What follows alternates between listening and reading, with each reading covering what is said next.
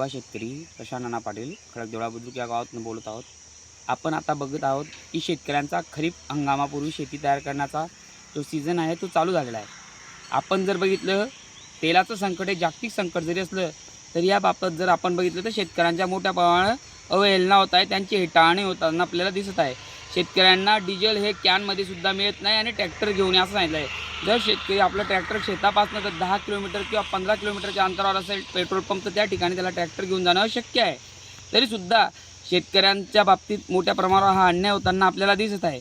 कारण आपण जर बघितलं तो 15 किलोमीटरपर्यंत अंतराने ट्रॅक्टर जर चालवत नेऊन जाऊ शकतो, जाण्या येण्यात त्याचा अर्धा दिवस जाऊ शकतो आणि त्या परत त्याला नंबरामध्ये राहावं लागतं आणि त्याचे जे काम होणार आहे मशागतीचं ते कामी होतं आणि इंधनचा सगळ्यात मोठ्या प्रमाणावर अपव्यय होताना आपल्याला दिसतो। कारण जाण्या येण्याच्या चक्करमध्ये जे इंधन लागणार आहे ते इंधन डिझेल हे शेतकऱ्यांसाठी मोठ्या प्रमाणावर एक प्रमाणे नुकसानच शेतकऱ्याचं होणार आहे।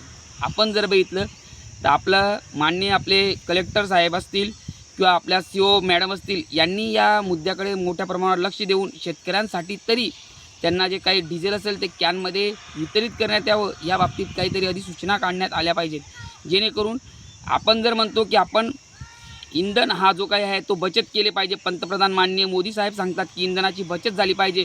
एकीकडे तुम्ही इंधनाची बचत करा असा घोषवारा करतात आणि दुसरीकडे शेतकऱ्यांना सांगतात की ट्रॅक्टर किंवा आपलं जे काही वाहन असेल ते आल्याशिवाय तुम्हाला डिझेल मिळणार नाही। त्याला जर 15-15, 20-20 किंवा 30-30 किलोमीटर लांब पंप असतील आणि इथपर्यंत जाणं येणे त्याला अशक्य असेल तर त्यावेळेस त्याचं डिझेल जे काही असेल ते मोठ्या प्रमाणात अपव्यय होणार आहे। म्हणजे एका प्रकारे इंधनाची नासाडीच आपल्याला दिसते। तर त्यासाठी त्याला जो काही सोयीचा पर्याय आहे, मार्ग आहे, त्याला कॅनमध्ये किंवा इतर शेतकऱ्याकडे जसा अवेलेबल असेल त्या हिशोबाने त्याला वितरित करण्यात यावं अशीच माझी प्रशासनाकडे विनंती आहे। आणि लवकरात लवकर जे काही शेतकऱ्यांचं खरीप हंगामासाठी मशागतीचा कार्यक्रम चालू आहे यासाठी कुठल्याही प्रकारे शेतकऱ्यांना तरी अडचणी येऊ नयेत अशी माझी सरकारला सुद्धा एक नम्र विनंती आहे। जेणेकरून आपण जर बघितलं तर शेतकरी बळीराजाचं सगळीकडनं शोषण होताना आपल्याला दिसत आहे आणि त्याच प्रकारे अजून त्याची शेती ही जमीन जी काही असेल ती तयार होऊ शकत नसेल, तो दोघीकडनं एकदम अडचणीत सापडलेला आपल्याला शेतकरी दिसतो। म्हणून आपल्याला शेतकऱ्यासाठी काही ना काही मार्ग आणि पर्याय काढणं अत्यंत गरजेचं आहे, जेणेकरून शेतकरी आपला शेती व्यवस्थित तयार करून आणि त्यामध्ये खरीप हंगामासाठी तो आपली जी काही सुरुवात आहे तो योग्य प्रमाणात करताना दिसू शकतो।